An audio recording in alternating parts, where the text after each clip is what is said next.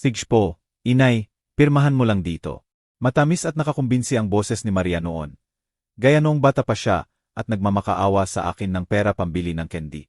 Ngunit ngayon, sa edad na 35, pinipindot niya ang kamay ko sa panulat habang ang asawa niyang si Ramon ay hawak ang braso ko ng mahigpit na parang sumasakit hanggang buto.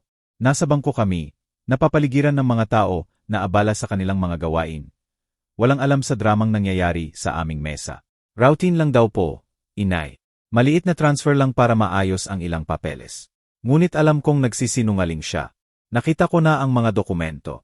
Hindi ito maliit na transfer. Lahat na iyon. Ang aking 2,500,000 na ipon. Iyan na lang ang natira matapos pumanaw ang asawa kong si Jose, 3 taon na ang nakararaan. Humihuni ang aircon ng bangko sa ibabaw namin. Ngunit naramdaman ko ang mainit at malagkit na alon ng takot. Nasasaktan ang mga mata ko sa mga fluorescent lights at ang ingay ng mga machine sa pagbibilang ng pera ay parang humahampas sa sentido ko. Ngumingiti si Maria para sa mga security camera na parang normal na pamilya kami na nagpapatransaksyon lang. Ngumingiti rin si Ramon, ngunit nananatiling nakakapit ang mga daliri niya sa braso ko na parang bisyo. Sige na, Lola Rosa, bulong niya sa tenga ko. Huwag mo nang pahirapan pa ito. Amoy sigarilyo at malamig na kape ang hininga niya. Isipin mo ang apo mo, si Carla. Isipin mo ang lahat ng ginawa namin para sa iyo. Lahat ng ginawa nila para sa akin. Nakakapanginit ang irony sa lalamunan ko. Ako ang nagbayad ng college ni Maria. Ako ang nagbigay ng down payment sa bahay nila. Ako ang nagbayad ng mga utang ni Ramon noong nawalan siya ng trabaho noong nakaraang taon. 1,000,000 na hindi nila binayaran pabalik. At ngayon nandito sila para kunin ang huli kong natitira. Ang pensyon ko bilang biyuda. Ang perang ipinag-ipunan namin ni Jose sa loob ng 46 na taon ng pag-aasawa. Nanginginig ang mga kamay ko habang hawak ang panulat. Napakaitim at napakapinal ng tinta sa puting papel. Isang pirma lang at matatapos na ang lahat. Isang pirma lang at wala na akong matitira. Lumapit pa si Maria. Ang matamis niyang pabango ay humahalo sa amoy ng nerbiyos sa balat ko. Inay, maniwala ka sa akin. Para ito sa ikabubuti mo.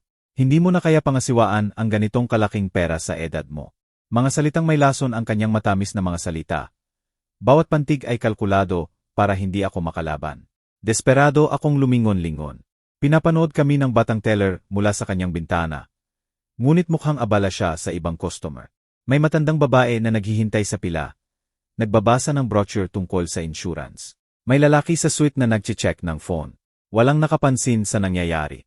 Walang nakakita na ninanakawan ako sa liwanag ng araw sa harap ng maraming tao gamit ang mga ngiti at matatamis na salita. Lalong hinigpitan ni Ramon ang pagkakahawak sa braso ko. At may higbi na lumabas sa lalamunan ko. Tumahimik ka, bulong niya habang ngumingiti. Ayaw nating mag-iskandalo, di ba? Malamig na parang yelo ang mga mata niya.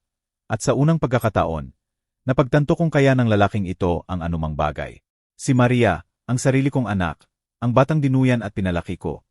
Nakaupo lang doon at pinapanood ang asawa niyang saktan ako nang walang ginawa para pigilan siya.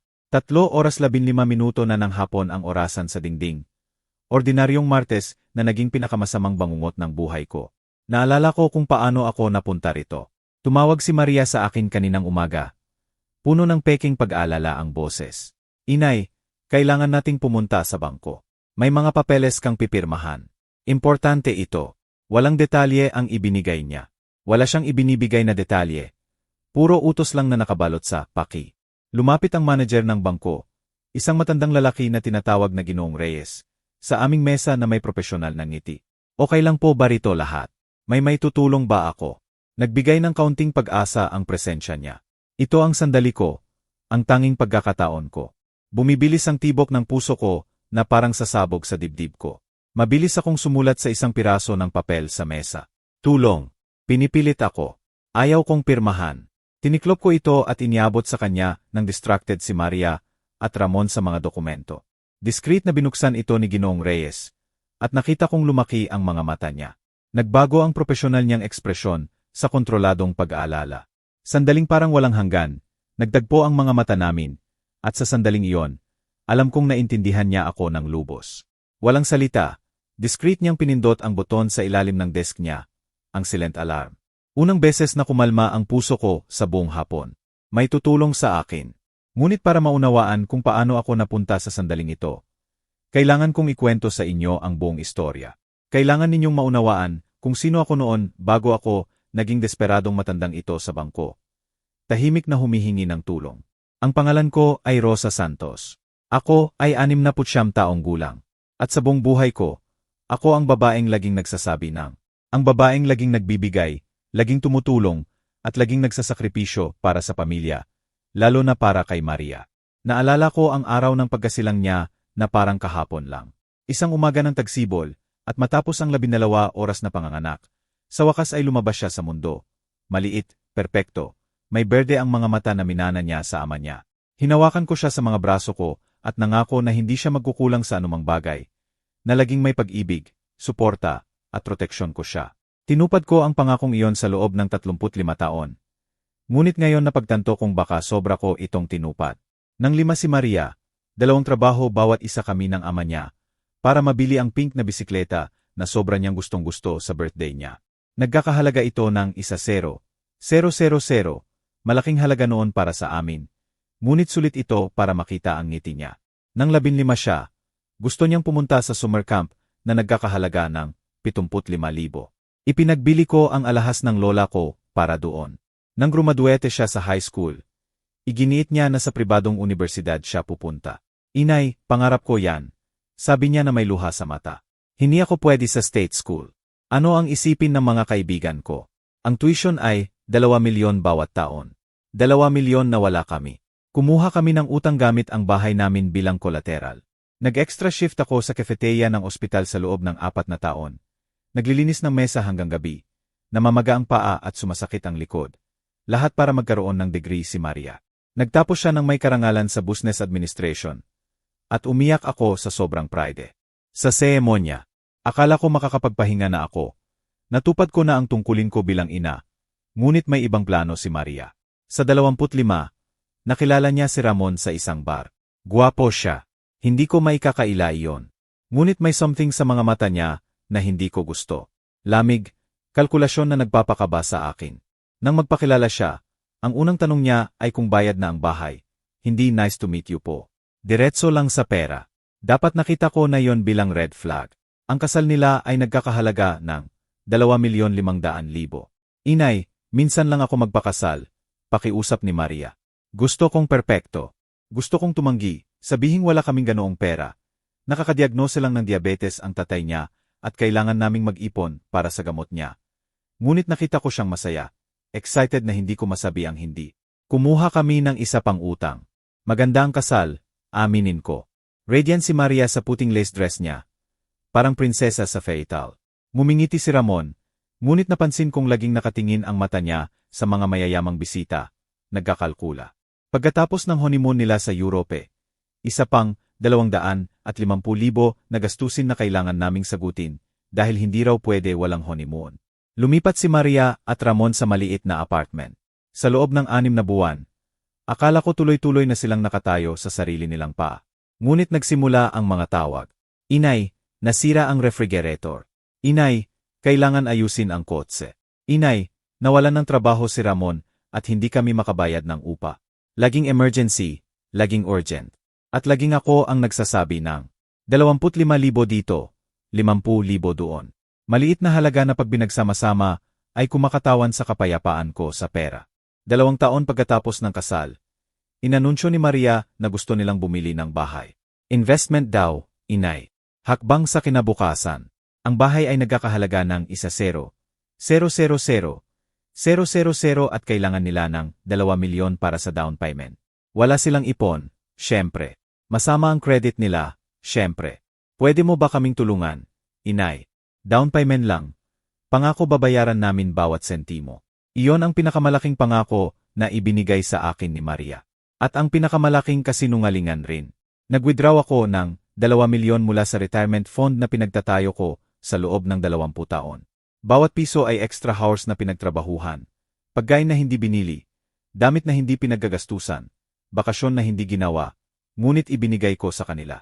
Nakaupo ako sa bangko noong araw na iyon na pirmahan ang early withdrawal papers na nanginginig ang kamay habang ipinapaliwanag ng bank officer ang penalties.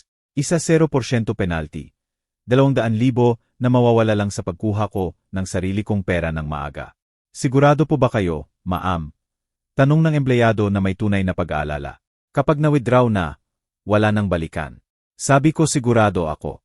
Para ito sa anak ko. Para sa kinabukasan niya. Para bigyan siya ng stability na hindi ko nagkaroon. Pinirmahan ko ang papeles at naglakad papunta sa bahay ni Maria na hawak ang tsek. Feeling hero. Sasagipin ko ang araw. Gagawin kong possible ang Filipino dream ng anak ko. Umiyak si Maria nang iabot ko ang tsek. Luha ng kaligayahan, akala ko. Ikaw ang pinakamabuting ina sa mundo. Sabi niya na yakap ako ng mahigpit. Hindi ko alam kung paano kita pasasalamatan. Pangako, inay. Pangako babayaran ko bawat huling sentimo kasama ang interes. Mukha ring emosyonal si Ramon. Bagaman malamig at kalkulado ang yakap niya. Salamat po, Nay, sabi niya. Malaking bagay ito sa amin. Lumipat sila sa bahay 3 buwan pagkatapos. Maganda ito, aminin ko. 2 palapag, 4 na kwarto, malaking backyard na may space para sa pool. Inimbitahan ako ni Maria sa housewarming. At naglakad ako sa bawat kwarto na puno ng pride.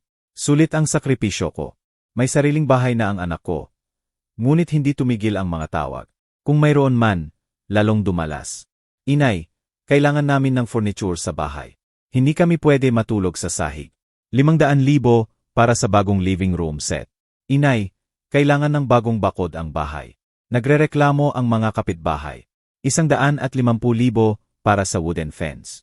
Inay, gusto naming i-renovate ang kitchen.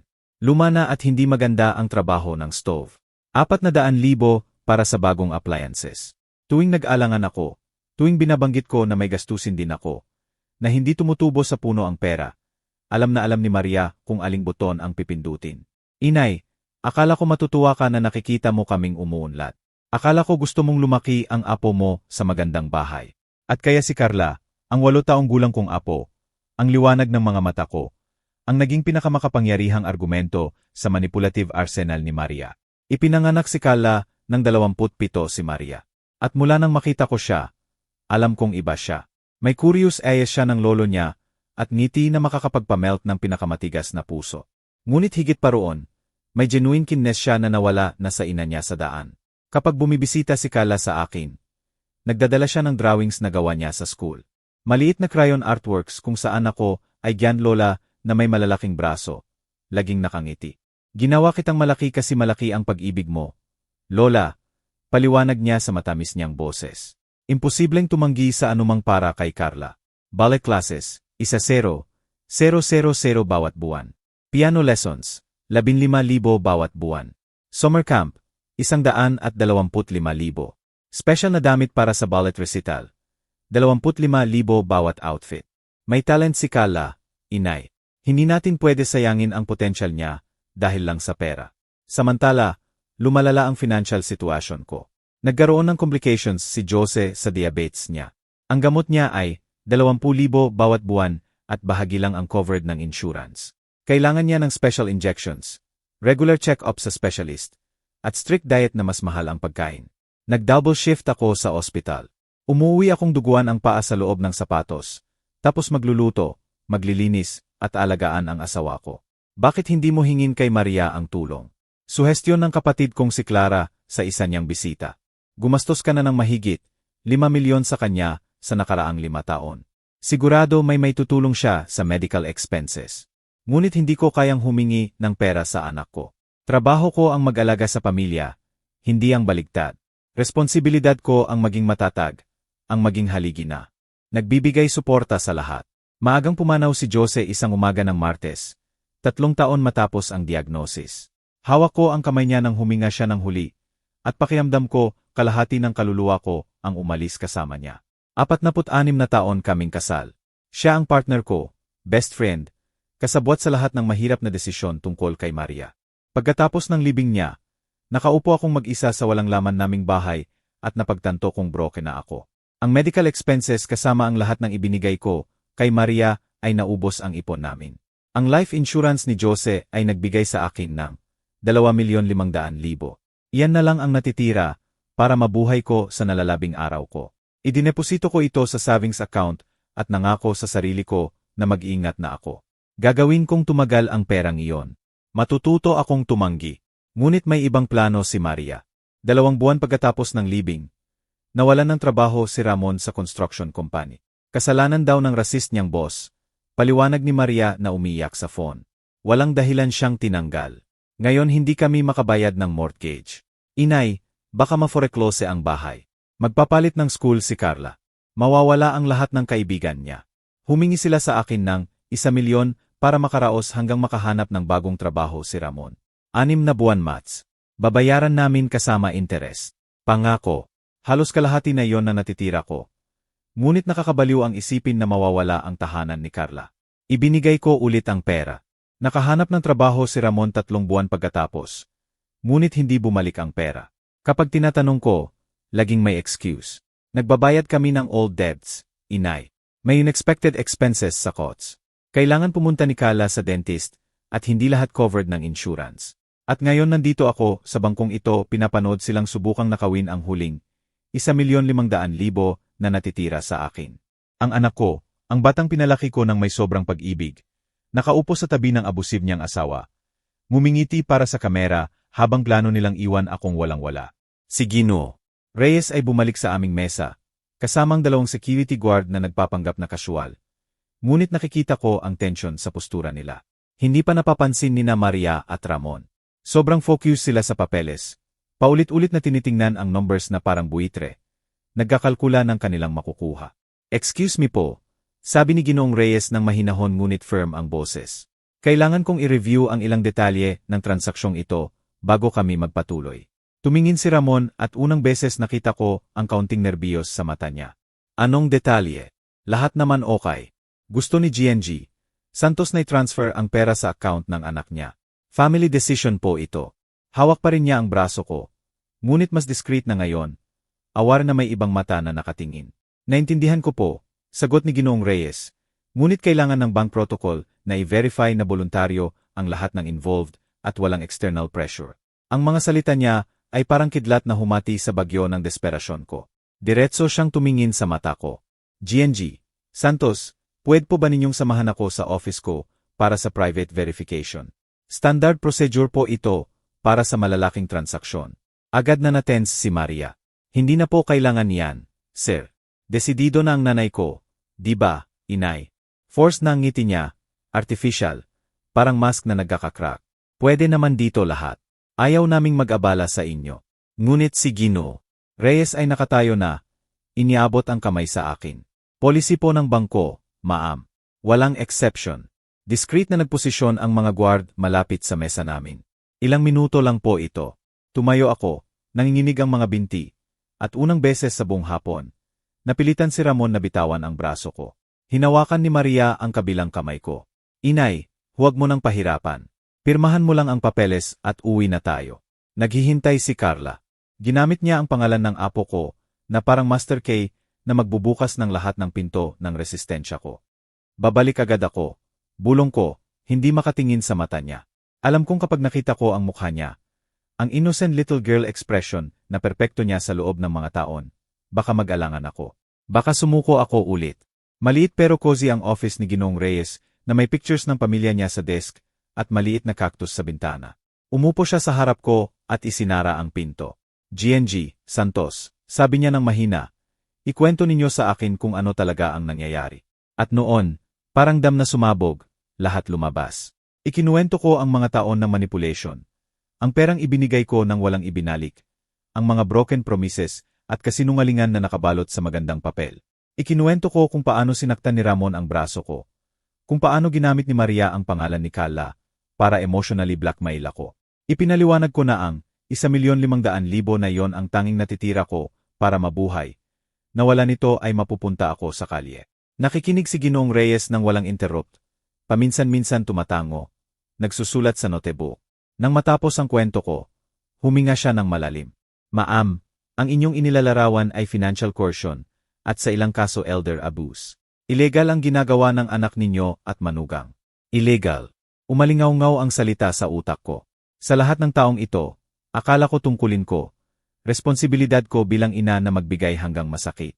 Hindi ko naisip na may legal na ang ginagawa ni Maria, na pwede itong crime. Ano ang pwede kong gawin? Tanong ko, nabibigatan ang boses. Anak ko siya. Ayaw kong mapahamak siya. ngunit hindi ko na kaya ituloy ito. Wala na akong maibibigay. Si Ginoo Reyes ay lumapit. Una, kakanselahin natin ang transaksyong ito. Ikalawa, ay document ko ang lahat ng sinabi ninyo. Ikatlo, bibigyan ko kayo ng impormasyon tungkol sa legal at protective resources para sa seniors. Huminto siya. Ngunit, ma'am, ang pinakamahalagang desisyon ay sa inyo. Handa na ba kayong tumanggi? Handa na ba kayong mag-set ng boundaries kahit magalit ang anak ninyo? Parang suntok sa sikmura ang tanong na iyon. Handa na ba ako? Sa loob ng 69 taon, ang identity ko ay nakabase sa pagiging babaeng laging nagsasabi ng, laging nagbibigay, laging nagsasakripisyo para sa iba. Kung titigil ako roon, sino ako?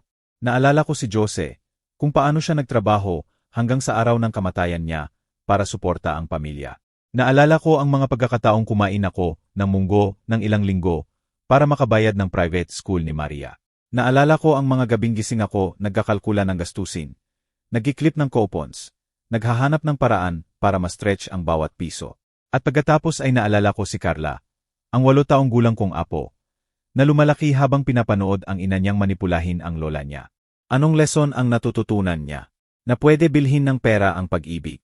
Na okay lang saktan ang nagmamahal sa'yo kung makukuha mo ang gusto mo. Na ang matatanda ay resources na pwede exploit hanggang maubos. Sabi ko sa wakas, at mas matatag ang boses ko kaysa inaasahan ko. Handa na ako. Ngumiti si Ginoong Reyes at nagsimulang magsulat. Sige po, magsisimula tayo sa paglalagay ng alert sa lahat ng account ninyo.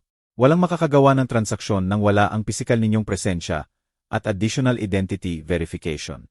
Bibigyan ko rin kayo ng number ng hotline para i-report ang elder abuse. Habang nagtatrabaho siya, tumingin ako sa labas ng bintana ng office niya. Nakita ko si Maria at Ramon sa waiting area. Naglalakad-lakad siya. Nag-usa sa phone ng may agitated gestures. Nakaupo siya, ngunit nakikita ko ang tensyon sa balikat niya, ang pagdruming ng daliri sa mesa. Alam na nila na may mali. Alam na nila na nababagsak ang plano nila. Unang beses sa maraming taon, hindi ako nakaramdam ng guilt sa pag-disappoint sa kanila. Sa halip, may naramdaman akong matagal ko nang hindi naranasan. Kontrol, kapangyarihan, kakayahang magdesisyon para sa sarili ko nang walang ibang nagsasabi kung ano ang gagawin ko o kung paano ko dapat maramdaman. Natapos magsulat si Ginoong Reyes at iniabot sa akin ang ilang papeles. Ito po ang kopya ng incident report namin. Ito ang number ng helpline.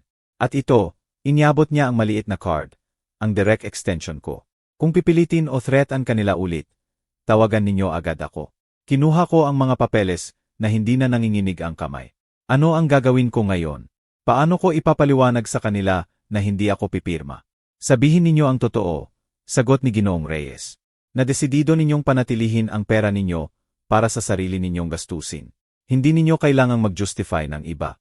Pera ninyo po iyan, ma'am. Pinagtrabahuhan ninyo ito. Ipinag-ipunan ninyo. At may karapatan kayong panatilihin ito para sa inyo. Malalim akong huminga. Panahon na para harapin ang anak ko. Panahon na para maging tao na marunong tumanggi. Panahon na para simulan ang buhay para sa sarili ko. Kahit ito ay mag-break ng lifelong pattern. Sabay kaming lumabas ng office. Agad na lumapit si Maria. Puno ng anxiety at contained anger ang mukha. Ano ba ang tagal, inay? Malilete na tayo. Tumingin ako sa anak ko. Ang 35 taong gulang na babaeng nagbuild ng buong buhay niya sa kawalan ko nang kakayahang tanggihan siya. At unang beses sa loob ng dekada, sinabi ko ang mga salitang magbabago ng lahat. Hindi ako pipirma, Maria. Hindi ko i-transfer ang pera ko. Nakabibingi ang katahimikan na sumunod. Tumingin si Maria sa akin na parang sinampal ko siya. Ang berde niyang mga mata ay nagniningning sa halo ng shock at galit na hindi ko pa nakita. Bigla siyang tumayo ni Ramon mula sa upuan na halos matumba ito. Nakakuyom ang mga kamao. Anong ibig mong sabihin na hindi ka pipirma? Tanong ni Maria nang nanginginig ang boses. Pinipilit ang peking ngiti para sa kamera ng bangko. Inay, napag-usapan na natin ito. Temporary transfer lang. Hindi temporary, Maria. Sagot ko sa boses na hindi ko kilala bilang akin. Matatag ito, desidido. Parang babaeng sa wakas nakahanap ng backbone matapos ang mga taon ng pagpayag na ibaluktot ito ng iba. At hindi transfer ito. Pera ko ito sa retirement, at pananatilihin ko ito. Lumapit si Ramon, ngunit agad na gumalaw ang mga security guard, nagposisyon sa pagitan namin. Rosa, sabi niya sa malambot na boses na ginagamit niya kapag gusto niyang manipulahin ako. Huwag kang magpaka-ridiculous. Ano ang gagawin mo sa ganoong kalaking pera? Wala ka namang malaking gastusin. Mas maganda naming i-invest ito. Palagin para sa buong pamilya. Para sa buong pamilya, ulit ko, at mapait na tawa ang lumabas sa lalamunan ko. Gaya noong i-invest ninyo ang 2 milyon sa down payment ng bahay ninyo. O noong i-invest ang 1 milyon na ibinigay ko nang nawalan ka ng trabaho. Sabihin mo sa akin, Ramon, magkano na ang nabayaran ninyo roon? Nakita ko ang mask ng peking concern niya na nag-crack. Tumigas ang mata niya, nagpapakita ng calculating coldness na laging nandoon. Ngunit bulag ako noon para makita. Mga gift yon. Bulong niya nang nakuyom ang ngipin. Sabi mo gift yon. Hindi ko sinabi iyan, sagot ko, at ang mga salita ay lumabas na parang tubig na kumukulo. Sa wakas nakahanap ng crack sa kaldero. Pangako ninyong babayaran ninyo. Pangako ninyong temporary lang. Marami kayong pinangako na hindi ninyo tinupad. Umiyak si Maria. Ngunit hindi ito ang tunay na luha ng sakit na nakita ko noong bata pa siya at nagasgasan ang tuhod. Calculated tears ito. Performance tears. Tears na designed para basagin ang resolve ko. Inay, hindi ko akalain na gagawin mo ito sa akin. Pagkatapos ng lahat ng pinagsamahan natin. Pagkatapos ng lahat ng pag-ibig na ibinigay natin sa isa't isa. Pag-ibig. Lumabas ang salita sa bibig ko na parang bala. Tawag mo bang pag-ibig ang pagtreat sa akin? Tawag mo bang pag-ibig kapag sinasaktan ng asawa mo ang braso ko? Tawag mo bang pag-ibig kapag niloloko mo akong pumunta rito para nakawin ang lahat ko? Nagsimula ng lumingon-lingon ang mga tao sa bangko. May matandang babae sa pila na pinapanood kami ng may pag-aalala. May batang lalaki sa suite na tumigil sa pag-check ng phone at hayagang nakatingin. Napagtanto ni Maria ang atensyon na nakukuha natin at ibinaba ang boses. Ngunit lalong tumindi ang desperasyon niya. Sige, bulong niya, pinupunasan ang luha sa likod ng kamay. Huwag lahat i-transfer. Kalahati lang. 500,000 lang ang kailangan namin para makaahon sa problemang ito. Anong problema, Maria? Tanong ko, at nakita kong nagulat siya sa tanong. May trabaho si Ramon. May bahay kayo. Ano eksakto ang emergency na kailangan ng retirement money ko? Tahimik siya sandali at sa katahimikang iyon nakita ko ang katotohanan na iniiwasan ko sa loob ng mga taon. Walang emergency, walang tunay na crisis. May 2 adult lang na nag-build ng lifestyle nila sa kawalan ko ng kakayahang tumanggi. Gumagastos sila ng higit sa kinikita nila dahil alam nilang laging nandyan si inay para sagutin ang difference. Maria, patuloy ko, 35 taon ka na. 38 ang asawa mo. Pareho kayong may college degree na ako ang nagbayad. Pareho kayong may trabaho. Panahon na para matuto kayong mabuhay sa sarili ninyong kita. Paano si Carla? Tanong ni Ramon, ginagamit ang pinakamalakas niyang card. Paano ang apo mo? Papayag ka bang magdusa siya dahil naging selfish ang lola niya? Parang sampal sa mukha ang salitang selfish. Sa buong buhay ko, natakot akong maging selfish. Isinakripisyo ko ang wants ko, needs ko, dreams ko, para hindi maging selfish. Ngunit ngayon, nakatayo sa bangkong ito habang ninanakaw ang huling 1,500,000 ko. Napagtanto ko ang isang fundamental na bagay. Hindi selfish ang pag-alaga sa sarili. Survival iyon. Hindi magdudusa si Carla. Sabi ko ng matatag. Kayo ang magpapatuloy na magbigay sa kanya gamit ang sarili ninyong kita. Gaya ng ginagawa ng milyon-milyong responsible parents sa buong mundo. Ang hindi ninyo pwede gawin ay gamitin ang pag-ibig ko sa apo ko para manipulahin ako. Nag-clear ng throat si Ginoong Reyes. GNG Cruz, G. Cruz, kailangan na ninyong umalis. Malinaw na ayaw ni GNG Santos na ituloy ang transaksyong ito. At ang patuloy na pagpilit sa kanya ay harassment na. Nanay ko siya, sabi ni Maria ng matalim. May karapatan akong makipag-usap sa nanay ko. Hindi kapag ini-intimidate ninyo siya sa property ng bangko. Sagot ni Ginoong Reyes ng may authority. Ihahatid kayo ng mga guard. Tumingin si Maria sa akin ng may ekspresyon na hindi ko pa nakita noon. Hindi sadness. Hindi disappointment. Pure crystallized hatred na gawa sa mga taon ng hidden resentment. Sige, inay, sabi niya ng malamig na parang yelo. Kung iyan ang gusto mo. Ngunit huwag kang umiyak kapag mag-isa ka na sa walang laman na bahay na walang bumibisita sa'yo. Walang nag-aalaga sa'yo. At huwag kang tatawag kapag kailangan mo ng tulong, dagdag ni Ramon. Huwag kang tatawag kapag may sakit ka o kapag hindi mo na kaya ang hagdan. Hindi kami personal health insurance mo. Ang mga salita nila ay designed para takutin ako. Para ipaymagin ang lonely, unprotected future. At bahagyang gumana ito. Naramdaman ko ang lamig ng takot sa likod ko. Paano kung talagang magkasakit ako? Paano kung kailanganin ko talaga ng tulong? Paano kung ang desisyong panatilihin ang pera ko ay maging dahilan ng pagkawala ng pamilya ko? Ngunit naalala ko ang sinabi sa akin ni Jose bago siya pumanaw. Nakaupo kami sa living room nanonood ng show tungkol sa scams sa seniors. At nag-comment siya, Rosa, ang fear ang pinakamakapangyarihang tool ng manipulators. Pinapaiimagine ka nila sa lahat ng horrors na pwede mangyari kapag hindi mo ginawa ang gusto nila.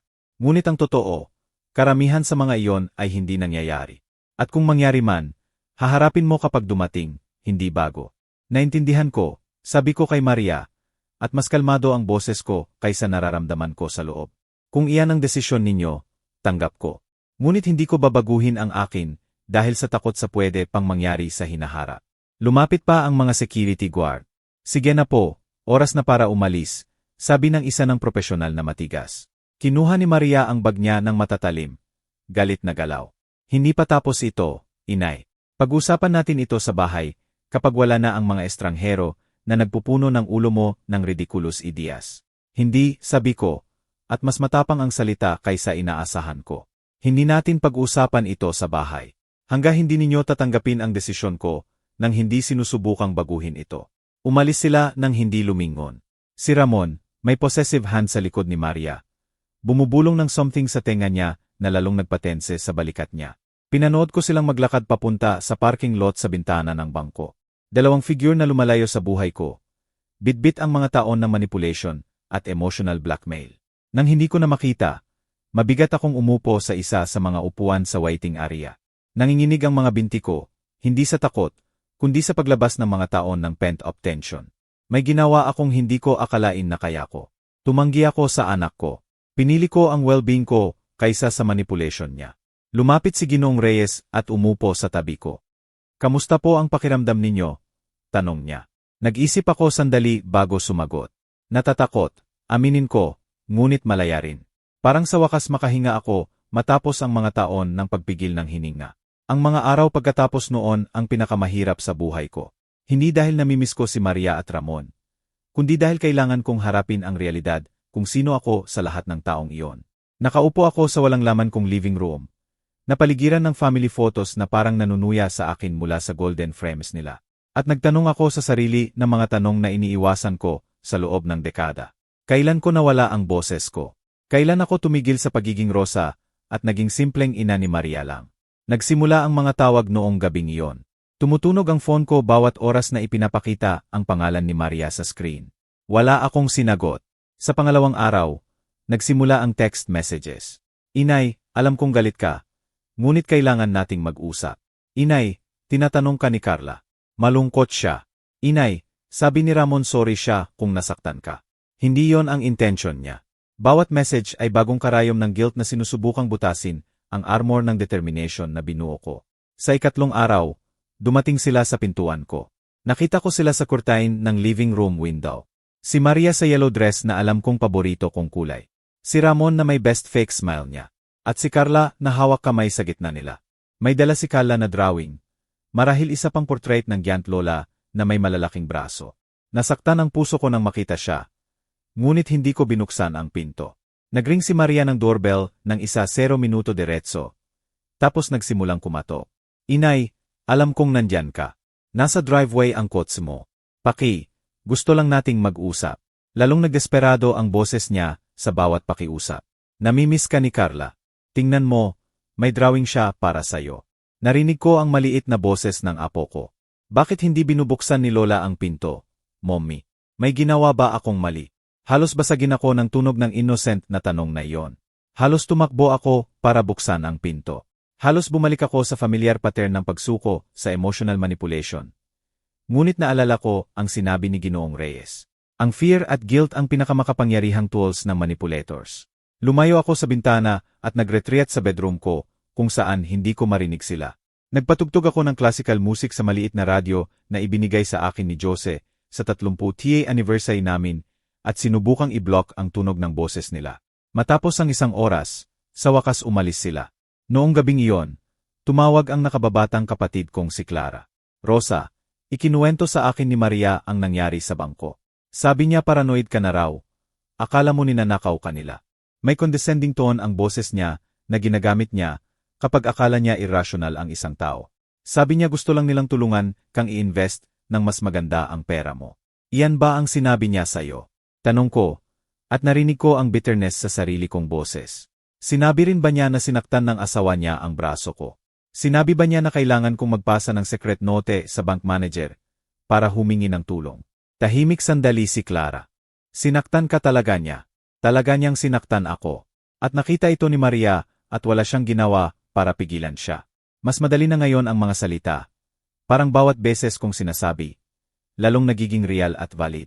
Clara, gumastos ako ng mahigit 5 milyon sa kanya sa nakaraang 0 taon. Ni sentimo hindi nila binayaran pabalik.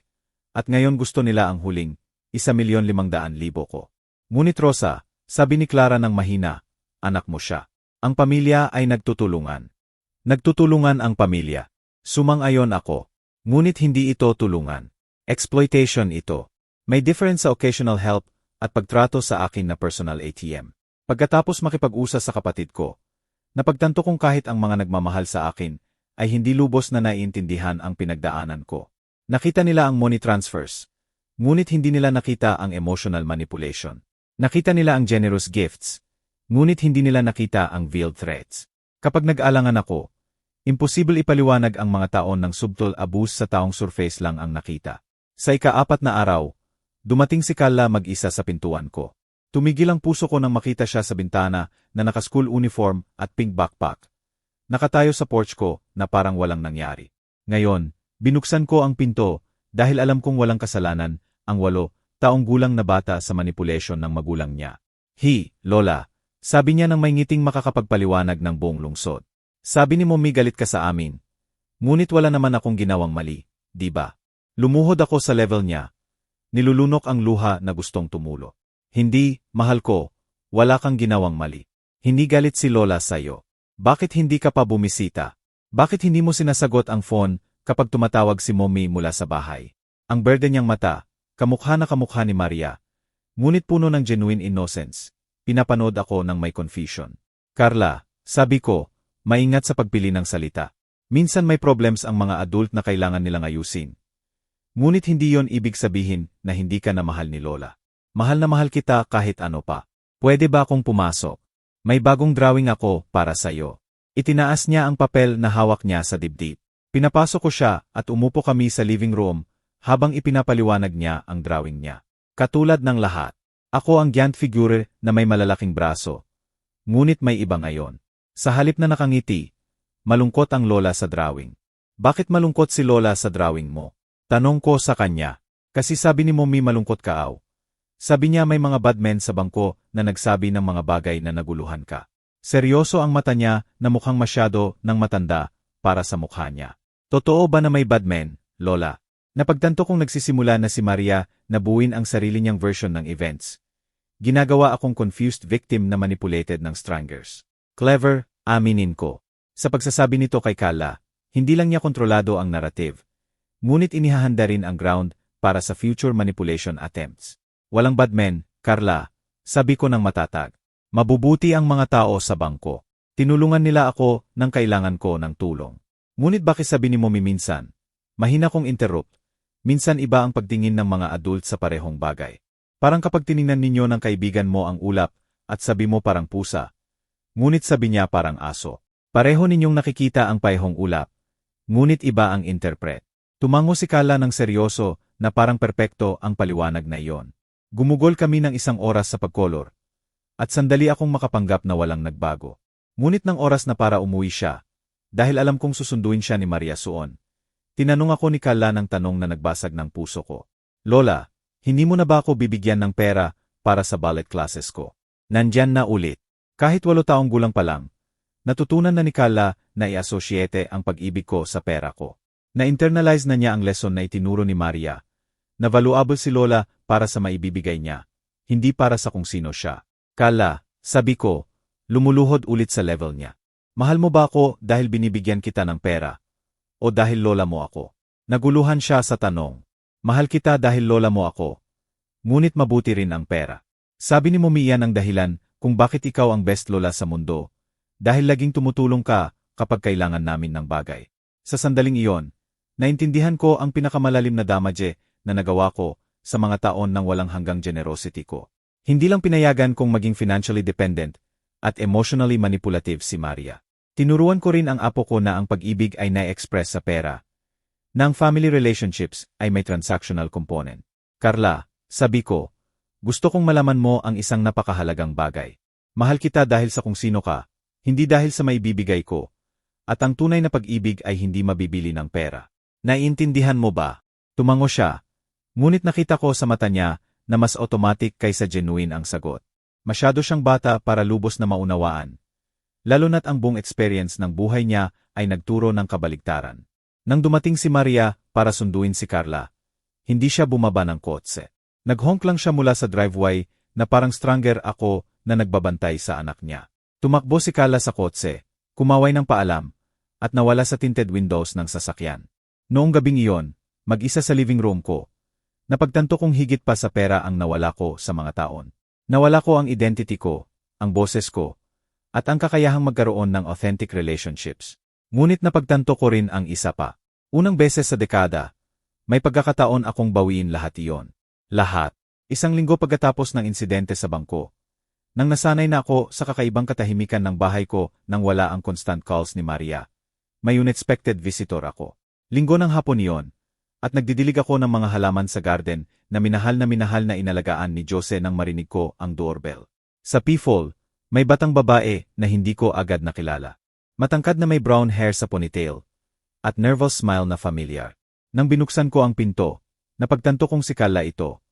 Ngunit hindi ang 8 taong gulang na Carla na bumisita ilang araw bago. Ito ang 18 taong gulang na Carla. Bersyon ng apo ko na nasa imaginasyon ko lang kung ano siya kapag lumaki. Ngunit sandali lang ang confusion, dahil nagsalita ang babae. GNG, Santos, ako si Carla, ngunit hindi ang apo ninyo si Carla. Ako ang great niece ninyo, anak ni Arthur, anak ng kapatid ninyong si Clara. Mahina ang boses niya, ngunit determined. Alam kong hindi kami close, ngunit kailangan kong makipag-usap sa inyo. Arthur. Nagbalik ang vague memories ng pamangkin na nakita ko sa family gatherings noong bata pa. Ngunit nawala ang kontak nang lumipat siya sa North para sa trabaho. Pumasok ka po, sabi ko, umiwas sa gilid. Gusto mo ba ng tsaa? Umupo kami sa living room at ipinaliwanag ng ibang Carla na ito kung bakit siya nandito. Ikinuwento sa akin ng tatay ko ang nangyari sa bangko. Ikinuwento sa kanya ni Tita Clara ang buong istorya at pinapunta niya ako para makipag-usap sa inyo. Huminto siya na parang maingat sa pagpili ng salita. Alam ninyo po, GNG, Santos, nagdaan ako sa katulad na bagay sa sarili kong nanay. Ikinuwento niya ang istorya niya habang lumalamig ang tsaa sa tasa namin. Nagkaroon ng gambling addiction ang nanay niya, ex-wife ni Arthur, pagkatapos ng divorce. Sa loob ng mga taon, minanipulete niya si Carla na ibigay ang pera mula sa part-time jobs niya, pera mula sa college savings niya. Pinforge pa niya ang signature ni Carla sa ilang student loans. Laging emergency, paliwanag ni Carla. Laging last time, laging pangako na babayaran niya, na kailangan lang ng kaunting oras pa. At ano ang ginawa mo? Tanong ko, bagaman alam ko na ang sagot. Sa una, wala. Nanay ko siya. Dapat unconditional ang pag-ibig ko, di ba? Dapat tumulong ang mabubuting anak sa nanay nila. May bitter edge ang boses niya na kilala ko agad. Ngunit napagtanto kong hindi pag-ibig ang hinihingi niya.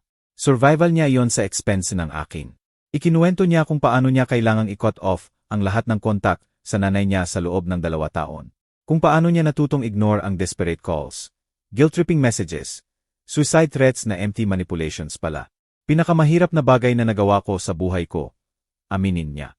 Ngunit iyon rin ang nagligtas sa akin. At ngayon, tanong ko, kamusta ang relationship ninyo?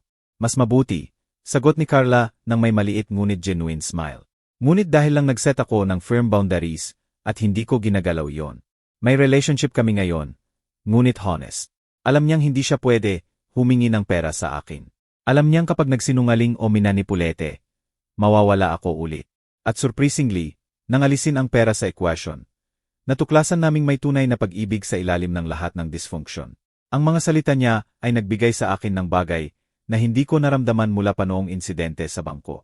Pag-asa. Possible ba iyon? Tanong ko. Possible ba na magkaroon kami ni Maria ng tunay na relationship someday? Hindi ko alam, honest na sagot ni Carla. Depende kung gusto niyang magbago. Ngunit ang alam ko ay kailangan mong handa na panatilihin ang boundaries mo kahit gaano kasakit. Ikinuwento niya ang support group na nagmi-meet sa Downtown Library tuwing Martes ng gabi.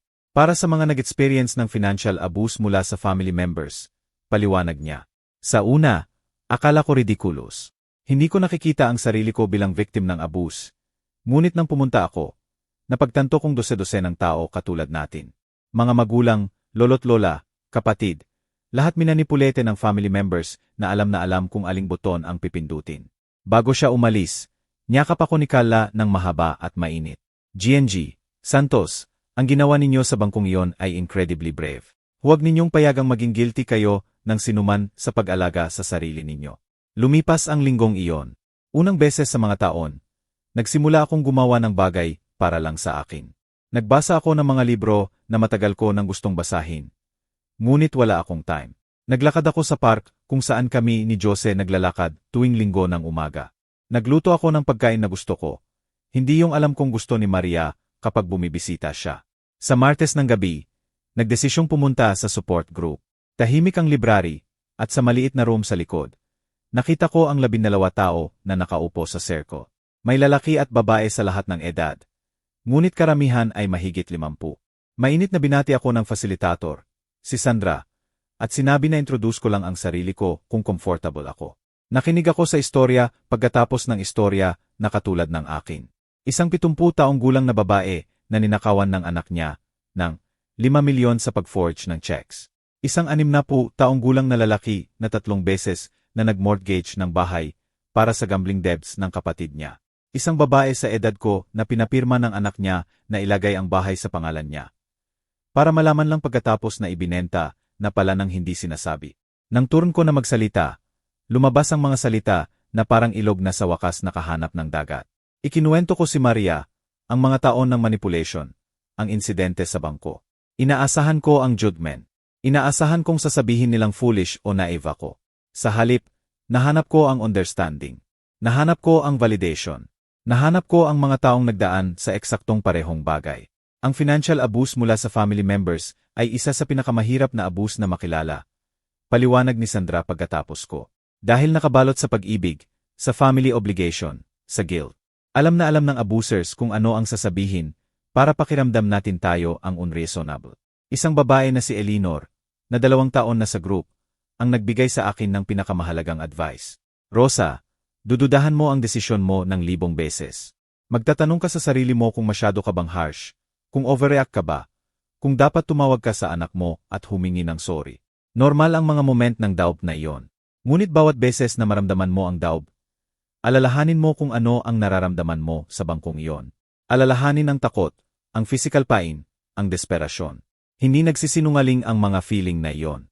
Nang umuwi ako noong gabing iyon, may 3 voicemails mula kay Maria sa answering machine ko.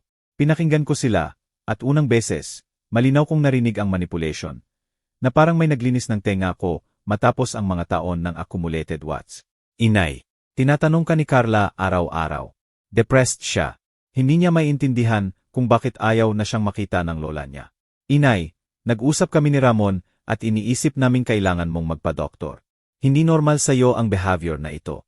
Inay, nagsisimula akong mag-isip na baka may memory problems ka na.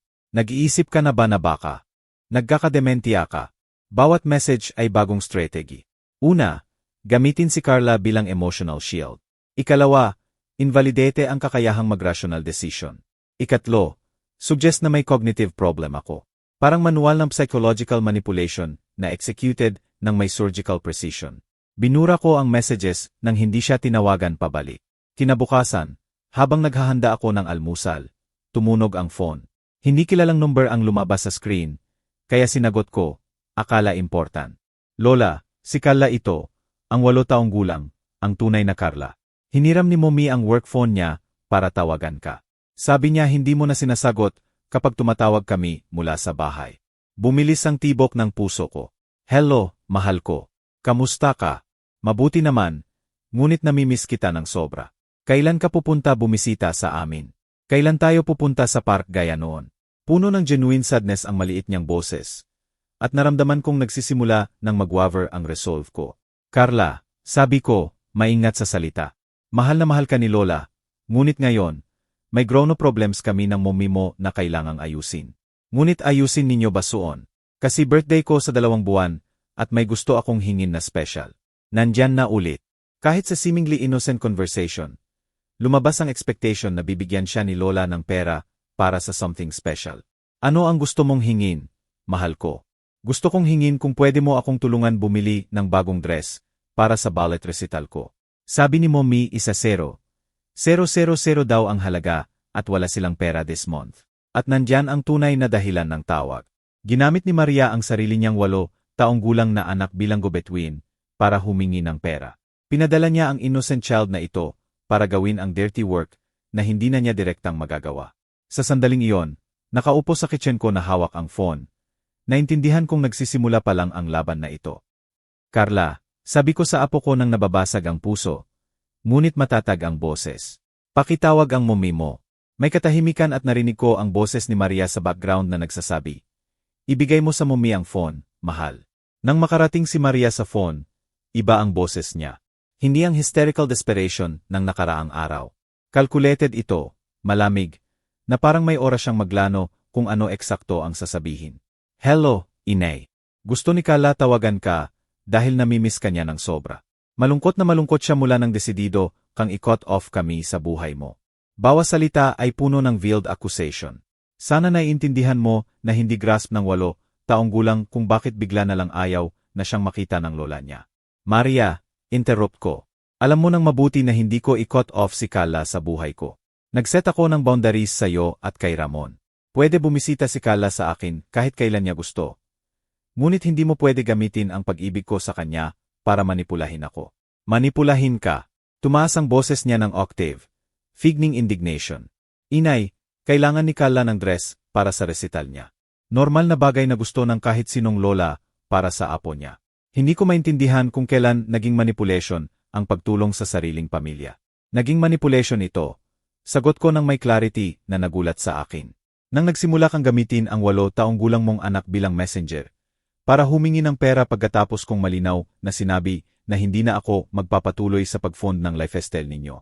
Mahabang katahimikan sa kabilang linya. Nang magsalita ulit si Maria, sa wakas bumagsak ang mask ng worried mother niya.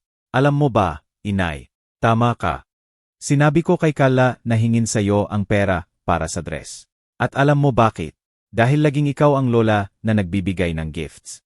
Lagi kang iyong gumagawa ng special things possible. At ngayon, bigla na lang, desidido kang hindi mo na gusto maging ganoong tao. Paano ko ipapaliwanag iyan sa bata? Ipaliwanag mo sa kanya, sabi ko, nararamdaman ang bagong strength na dumadaloy sa ugat ko. Na pwede mahalin ng mga lola ng walang pera.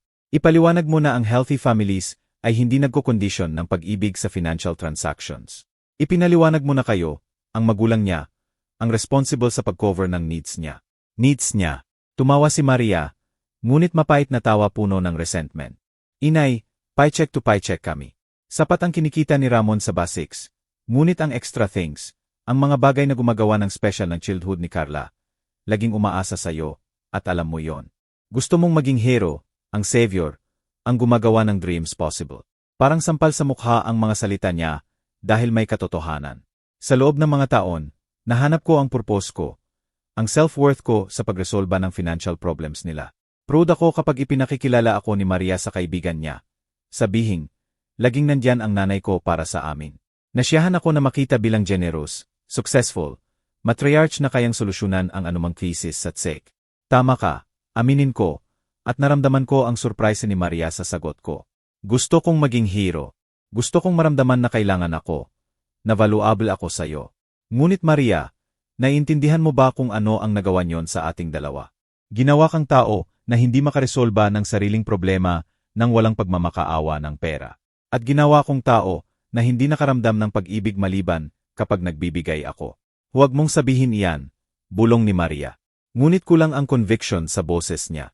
Totoo yan, anak ko. At ang pinakamasama ay tinuturuan natin ng parehong bagay si Carla. Lumalaki siyang iniisip na may presyo ang family love, na pinapanatili ang relationships sa financial transactions. May isa pang katahimikan. At pagkatapos sinabi ni Maria ang bagay na nagbasag ng puso ko. Kaya ano ang gagawin ko ngayon? Inay, paano ko babayaran ang dress? Paano ko ipapaliwanag kay Carla na hindi siya pwede sumali sa recital dahil wala kaming pera?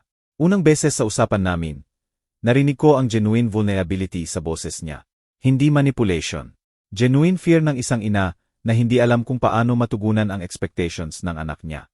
At sa sandaling iyon, naintindihan kong hindi lang kalkulating manipulator si Maria. Babae rin siya na nag-develop ng sobrang strong financial dependency na hindi na niya alam kung paano gumana nang wala ang suporta ko. Maria, sabi ko ng mahina, nag-isip ka na ba na kausapin ang ballet school? Madalas may assistance program sila o pwede mag-lend ng used costumes.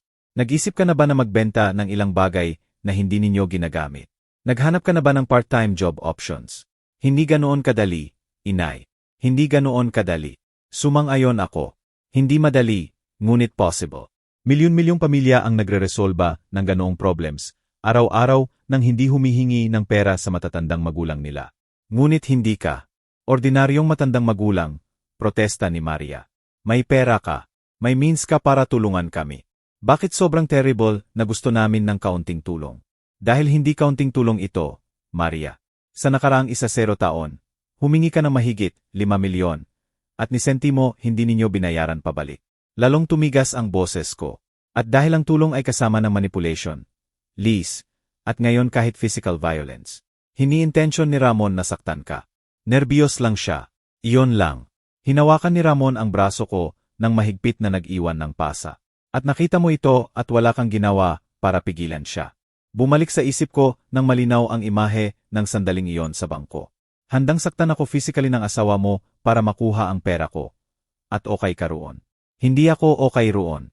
Ang katahimikan mo ay agreement, Maria. Ang inaction mo ay complicity. Nagpatuloy ang usapan ng 1 pang 20 minuto. Ngunit parang iba ang lengguwahe namin. Nakikita ni Maria ang boundaries ko bilang selfishness. Nakikita ko ang persistence niya bilang abuse. Nakikita niya ang mga taon ko ng generosity bilang evidence na dapat magpatuloy ako sa pagbigay. Nakikita ko iyon bilang evidence na pinayagan ko ang pagdevelop ng toxic dynamic. Nang matapos kaming mag-usap ng walang resolution, nakaupo ako sa kitchen ko na halo ng sadness at relief ang nararamdaman. Sadness dahil napagtanto kong marahil walang paraan para ayusin ang relationship namin nang hindi lubos na magbago ang isa sa amin.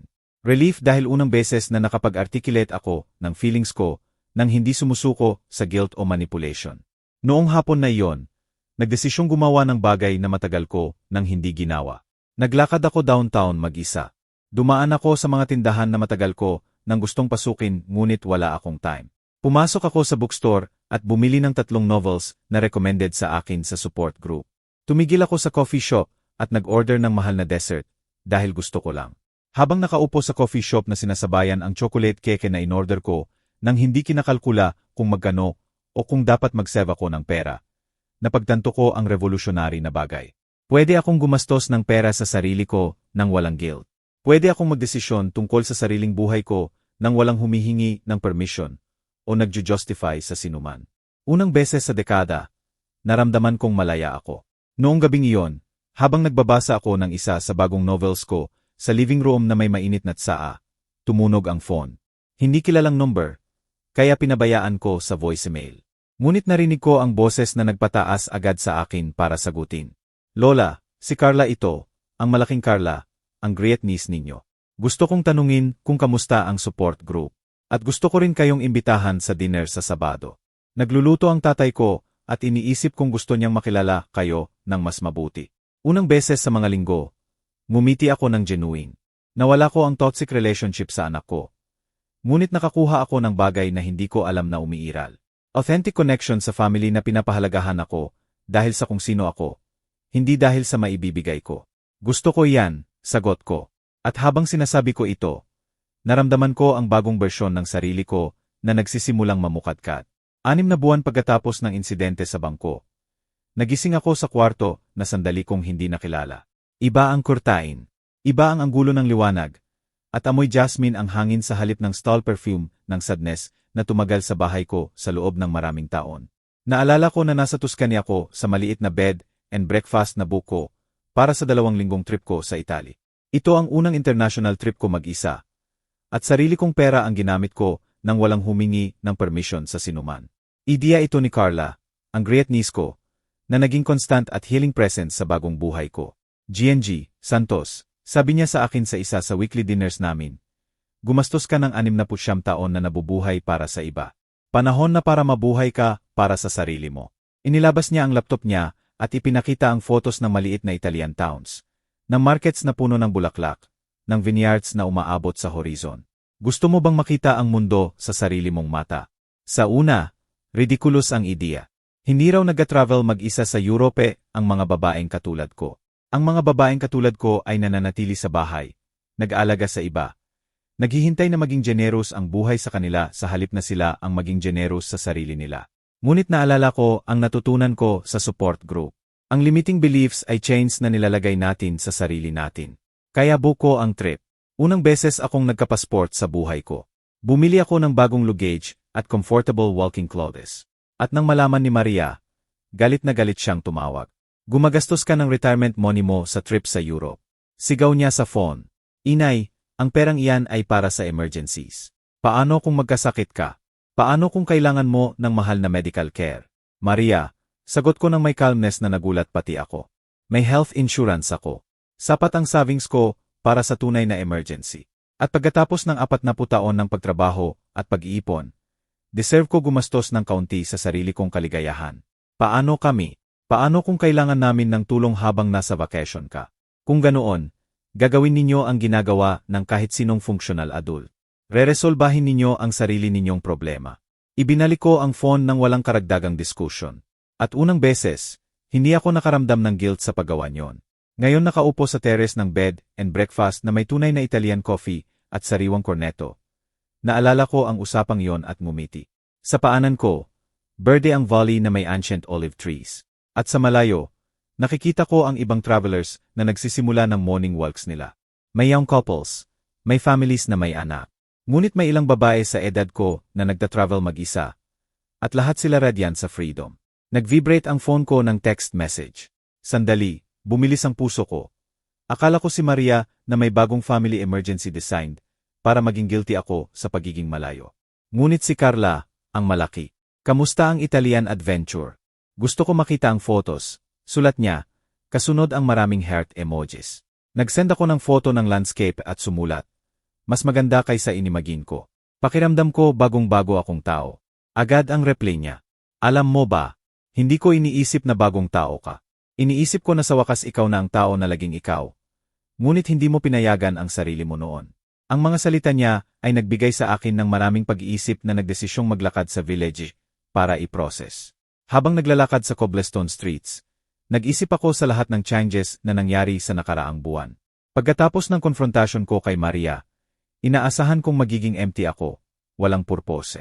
Sa loob ng maraming taon, ang identity ko ay nakabase sa pagiging needed, sa pagiging problem solver, sa pagiging indispensable sa pamilya ko. Ngunit sa halip na emptiness, nahanap ko ang space. Space para matuklasan na gusto ko kapag hindi ko kailangang mag-alala sa pagblise sa iba. Space para makabuo ng bagong friendships sa mga taong pinapahalagahan ako dahil sa conversation ko, humor ko, perspective ko, hindi dahil sa kakayahang magsulat ng checks. Space para explore ang parts ng sarili ko na dormant sa dekada. Sa support group, nakilala ko si Eleanor, 75 taong gulang na babae na nagdaan sa katulad na experience sa anak niyang addict sa drugs. Naging friends kami, at sabay kaming nagsimula ng painting classes sa community center. Natuklasan kong may talent ako sa landscapes. Bagay na hindi ko malalaman kung nagpatuloy ako sa paggastos ng bawat free hour at available peso sa problems ni Maria. Nagsimula rin akong mag-volunteer sa shelter para sa babaeng victims ng domestic violence. Doon ko nakilala ang mga babae sa lahat ng edad na, katulad ko, natututong mag-rebuild ng buhay pagkatapos ng toxic relationships. Emotionally difficult ang work, ngunit profoundly gratifying rin. Unang beses sa buhay ko, tumutulong ako sa iba mula sa place ng strength, hindi ko dependency. At pinakamapang, surprise, mas mabuti kaysa kailanman ang finances ko. Nang wala ang constant demands ni na Maria at Ramon ng pera, nakagawa ako ng tunay na emergency fund. Nakapag-invest ako ng part ng savings ko, at nakapag-afford ng maliit na luxuries tulad ng trip na ito nang walang worry sa future. Habang namimili ako ng fresh ingredients para magluto ng dinner sa maliit na kitchen ng room ko, may unexpected call ako. Si Ginoong Reyes ito, ang bank manager na nagligtas sa akin noong terrible day na parang sa ibang buhay na ngayon. GNG, Santos, sabi niya sa mainit, professional na boses. Sana hindi ninyo mainis na tinawagan ko kayo sa vacation ninyo. Nakuha ko ang number ninyo kay Carla, ang great niece ninyo, dahil may news akong akala ko gusto ninyong marinig. Bumilis ang puso ko. Anong news po? Dumating si Maria at Ramon sa bangko noong nakaraang linggo.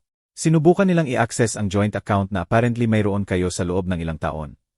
Account na hindi nila alam na nilagyan namin ng alerts pagkatapos ng insidente. Hindi ko alam kung anong account ang tinutukoy niya. Ngunit pinapatuloy ko siya. Mukhang 3 taon na ang nakaraan nang nag-aalaga kayo sa may sakit ninyong asawa. Pinapirma kayo ni Maria na idagdag ang pangalan niya sa isa ninyong savings account in case of emergency. Naalala ninyo ba po? Vagili ko naalala ang pagpirma ng ilang papeles sa confused days pagkatapos ng diagnosis ni Jose nang iginiit ni Maria na tulungan niya akong ayusin ang financial affairs ko. Noon, lubos akong nagtitiwala sa kanya. Ang account ay may 600,000, patuloy ni Ginoong Reyes. Sinubukan nilang i-withdraw lahat. Ngunit automatic na hininto ng system namin at tinawagan ako. Nang ipinaliwanag ko na hindi sila pwede mag-transact nang wala ang presensya ninyo at explicit authorization, naging very aggressive sila. Kailangan naming tawagan ang security. 600,000. Pera na nakalimutan kong umiiral. Pera na hinihintay lang ni Maria ang perfect moment para kunin. Ang araw sa bangko ay hindi ang unang attempt nilang nakawin ako. Pinakadesperado lang nila iyon. Ano ang ginawa natin sa account? Tanong ko. Ganap na inilipat namin sa pangalan ninyo at inalis ang lahat ng ibang authorized signatories. Safe ang pera. Pagkatapos makipag-usap kay Ginoong Reyes, nakaupo ako sa maliit na terrace ng room ko. Pinapanood ang sunset na nagpipinta ng langit sa orange at pink. 600,000 pa. Pera na pwede kong gamitin sa higit pang trips, higit pang art classes, higit pang donations sa causes na mahalaga sa akin. Pera na pwede kong enjoy ng walang guilt, dahil sa wakas na intindihan ko ang fundamental truth. Deserve ko itong gastusin sa sarili kong kaligayahan. Kinabukasan, huling araw ko sa Tuscany. Naglakad ako sa maliit na cave sa main square at umupo na may journal ko. Bagay na nagsimula akong sulatan sa recommendation ng support group. Sa pages nito, isinulat ko ang mga salitang magmamark ng end ng isang era at beginning ng isa pa. Ngayon, hindi ko na kailangan ng permission para mabuhay. Hindi ko na kailangang i-justify ang kaligayahan ko o mag-sorry sa pag-alaga sa sarili ko. Gumastos ako ng 69 taon na binabayaran ang pag-ibig. Ngunit natuklasan kong priceless ang tunay na pag-ibig. At higit sa lahat, natutunan kong mahalin ang sarili ko. Isinara ko ang journal at tumingin sa paligid. Sumisikat ang araw sa ancient stones. Tumatawa ang tourists sa languages na hindi ko naiintindihan. At eksakto ako kung saan ko gusto, malaya, payapa, at sa wakas nabubuhay para sa sarili ko. Hindi ito revenge. Liberation ito. 2 taon pagkatapos ng trip ko sa Italy. Nagising ako sa bahay na sandali kong hindi nakilala. Maliit na cottage na may garden na binili ko sa tahimik na neighborhood sa kabilang side ng town. Ipinagbili ko ang lumang bahay kung saan ako nakatira kasama si Jose sa loob ng 40 taon. 6 na buwan pagkatapos bumalik mula sa Europe. Puno ito na masyadong memories, masyadong shadows ng babaeng dating ako. Ang bagong bahay na ito ay akin, ganap na pinili ko, decorated ayon sa taste ko. Walang ghosts mula sa past na bumubulong sa akin sa bawat sulok. Sabado ng umaga iyon, at naghahanda ko ng kape sa maliit kong kitchen nang marinig ko ang doorbell. Sa bintana, nakita ko ang familiar figure sa porch ko. Si Carla, ngunit hindi ang 10 taong gulang na Carla sa memories ko, kundi mas matangkad, mas payat na bersyon, na malinaw na lumaki ng malaki sa 2 taon na ito. 11 na ang apo ko ngayon, at ang makita siyang mag-isa roon ay nagpabilis ng tibok ng puso ko. Dahan-dahan kong binuksan ang pinto. Lola, sabi niya sa boses na mas mature kaysa naalala ko. Pwede ba akong pumasok? May importanteng sasabihin ako sa'yo. Pinapasok ko siya. Pinipilit kontrolin ang halo ng joy at anxiety na nararamdaman ko. Paano mo ako nahanap, mahal ko? Alam ba ng parents mo na nandito ka? Binigay sa akin ni Tita Clara ang address ninyo. Sagot ni Carla. Umupo sa bagong sofa ko na parang lagi siyang bumibisita. At hindi alam ni Mommy na nandito ako. Sabi ko pupunta ako sa bahay ng kaibigan kong si Maria. Iba siya ngayon, mas matangkad syempre. Ngunit may something sa mata niya na wala noon. Seryoso, determinasyon na nakakapanginig na nagpapaalala sa akin ng sarili ko sa nakaraang taon. Carla, sabi ko, umupo sa harap niya. Ano ang nangyayari? Lola, kailangan kong tanungin ka ng isang bagay. At gusto kong sabihin mo sa akin ang totoo. Intense ang berde niyang mata na nagulat sa akin. Totoo ba na sinubukan ni na mommy at daddy na nakawin ang pera mo sa bangko? Parang suntok sa sikmura ang tanong. Sa loob ng 2 taon, naghihintay ako ng sandaling ito. Mentally rehearsed ko kung ano ang sasabihin ko sa kanya kung tinanong niya ako tungkol sa nangyari. Ngunit ngayon na nandito siya sa harap ko na may direct gaze, nawala ang lahat ng carefully prepared words ko. Sino ang nagsabi sa iyo niyan? Tanong ko, bumibili ng oras. Walang direktang nagsabi sa akin, sagot ni Carla. Ngunit nakikinig ako sa loob ng 2 taon. Nakikinig ako sa mga away, sa phone conversations, sa comments na akala nila hindi ko naiintindihan. Huminto siya. At nakita ko rin ang ilang letters na sinulat mo sa akin. Itinago ni mommy sa closet niya. Letters ko. Religiously ko itong sinusulat sa loob ng 2 taon. Isa bawat buwan. Ipinapaliwanag sa simple words na mahal ko siya, na hindi kasalanan niya ang problems ng mga adult. Hindi ko alam kung ibinibigay ba ni Maria sa kanya. Ano ang sinasabi ng letters, Carla? Sabi mahal mo ako. Sabi hindi ko kasalanan na hindi na tayo nagkikita. Sabi umaasa kang someday magkakasama ulit tayo. Bahagyang nabasag ang boses niya. Bakit nagsinungaling si mommy sa akin? Bakit sinabi niya na wala ka ng pakialam sa family namin? Malalim akong huminga. Ito ang moment of truth. Ang moment na pareho kong kinatakutan at hinihintay. Carla, may malubhang problems kami ng mommy mo tungkol sa pera. Adult problems na mahirap ayusin. Ngunit totoo ba na sinubukan nilang kunin lahat ng pera mo? Tumingin siya sa mata ko at nagdesisyon ako. 11 na si Carla. Ngunit buong buhay niya ay nasa gitna siya ng sitwasyong ito. Deserve niya ang honest answer. Age-appropriate, ngunit honest. Mahal ko, totoo iyan. Dahan-dahan siyang tumango, na parang ang confirmation na iyon ang nagbigay sa kanya ng huling piece ng puzzle na pinagsasama-sama niya sa loob ng taon. Kaya hindi ka na nakatira sa lumang bahay. Kaya hindi mo na kami binibigyan ng pera para sa special things. Kaya laging nalulungkot at nagagalit si mommy kapag may nababanggit ng pangalan mo. Kamusta ang pakiramdam mo na alam mo ito? Mahina kong tanong. Nag-isip si Carla sandali. Confused, aminin niya sa wakas. Dahil mahal ko si mommy at daddy. Ngunit alam ko ring mali ang ginawa nila. At nalulungkot ako na mag-isa ka na sa lahat ng oras na ito. Hindi ako mag-isa, Carla, sabi ko. At totoo yon. Natututo akong mag-alaga sa sarili ko. At nakagawa ako ng bagong kaibigan. Sa totoo lang, mas masaya ako sa nakaraang 2 taon kaysa matagal na panahon. Ikinuwento ko sa kanya ang painting classes ko, ang volunteer work, ang bagong friendships ko. Ipinakita ko ang ilang paintings ko.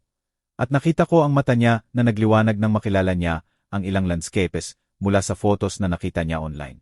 Lola, sabi niya pagkatapos ng ilang sandali, gusto kong malaman mo na kapag adult na ako, kapag 18 na ako at makakapagdesisyon na ako, gusto kong magkaroon ng relationship sa iyo.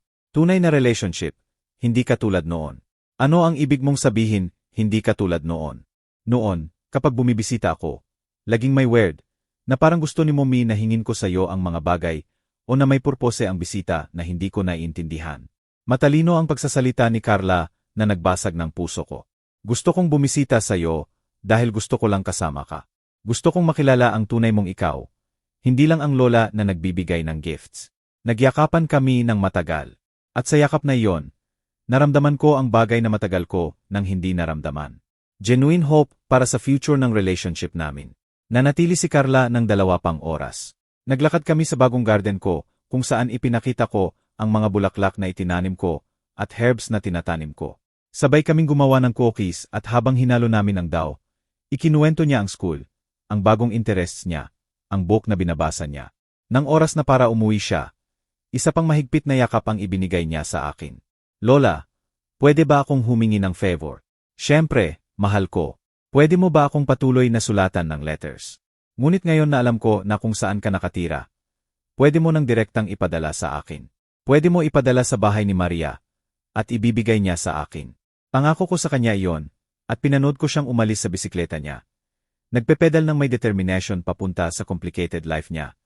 Ngunit may bagong understanding ng truth. Noong gabing iyon, nakaupo sa garden ko na may tasa ng tsaa sa journal ko. Sumulat ako. Ngayon, nahanap ako ng apo ko. Hindi ang manipulated child na kilala ko noon, kundi matapang na young woman na hinanap ang truth para sa sarili niya. Sa kanya, nakikita ko ang pag-asa na makakaligtas ang tunay na pag-ibig sa mga kasinungalingan, na pwede umunlad ang authentic relationships kahit pagkatapos ng mga taon ng toxicity. Isinara ko ang journal at tiningnan ang mga bituin. Unang beses sa buhay ko, puno ng possibilities ang future, hindi obligations. 71 taong gulang na ako, at sa wakas natututong mabuhay. Libreng pagsasalita.